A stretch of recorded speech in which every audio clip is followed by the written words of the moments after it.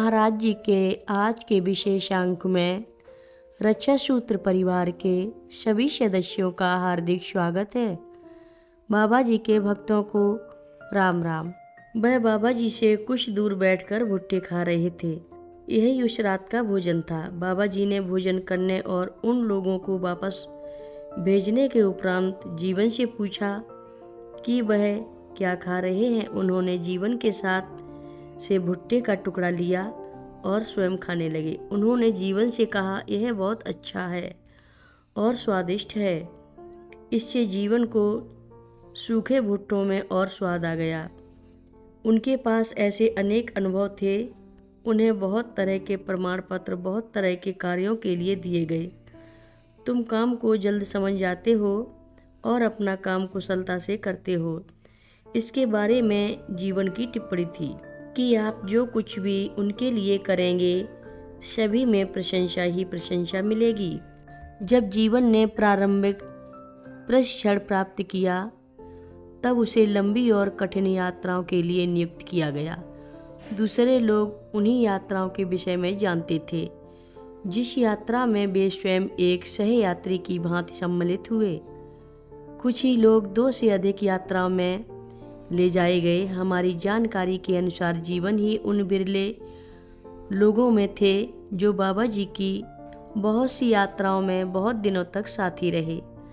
तुलाराम जी की बाबा जी के साथ की यात्राएं परिचित और खुली सड़कों तथा रेलगाड़ियों या कार द्वारा की गई थी, लेकिन जीवन ने बाबा जी के साथ की यात्राएं कुमायूं और गढ़वाल की पहाड़ियों के अंतरंग भाग में की थी, जहां लोग पहुंच नहीं पाते अथवा जाना ही नहीं चाहते थे। ये यात्राएं घाटियों, मैदानों, नदियों के उस पार और घने जंगलों में से होकर थीं। सड़कें संकरी, ढलान, द्वार और टूटी थीं। इन पर चलना सरल नहीं था।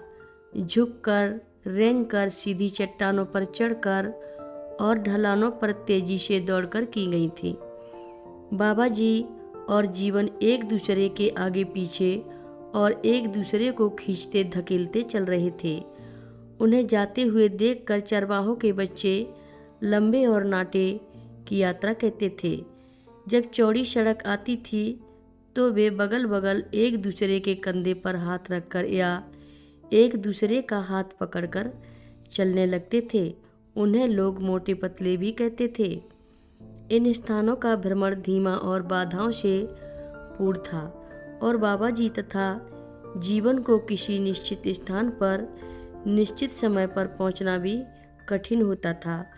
जीवन कहते थे कि यदि यात्रा चढ़ाव पर अथवा जोखिम भरी होती थी तब भी उन्हें कोई चिंता नहीं होती थी। शक्तिशाली हाथ उसे उठा लेंगे, मजबूत पकड़ उसे फिसलने नहीं देंगे और सशक्त शरीर जिसके पीछे वह चलते थे उसे हर विपत्ति से बचा लेंगे। भोजन उन्हें बहुतायत से मिलता था। जंगल के फल और कंद ही नहीं वरन पकाया हुआ भोजन उन्हें गृहस्थों, साधुओं और आश्रमवासियों से प्राप्त होता था जो सर्वत्र यात्रा में निवास करते थे। जीवन के साथ भी उसी प्रकार की आश्चर्यजनक घटना हुई जिस तरह की घटना राम नारायण सिंह के साथ मथुरा की सड़कों पर और तुलाराम को चारों पुण्य धामों की यात्रा करते समय हुई थी। बाबा जी भी सभी से परिचित थे। बाबा जी साधुओं और गृहस्थ सभी में समान रूप से परिचित थे। उनकी यात्रा परिचितों के बीच थी। सभी स्थानों पर उनका स्वागत होता था। बाबा जी किसी व्यक्ति और स्थान से बंधे नहीं थे। वे स्वतंत्र थे।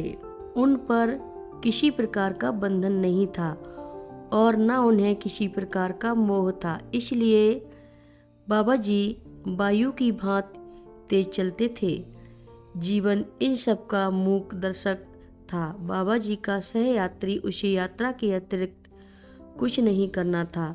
इस तरह की जिंदगी बहुत अच्छी थी। जीवन सदा यही कहता था कि ऐसी जिंदगी में न कुछ खोना होता है, न किसी बात की चिंता करनी पड़ती है, जिससे किए हुए में कोई व्यवधान पड़े।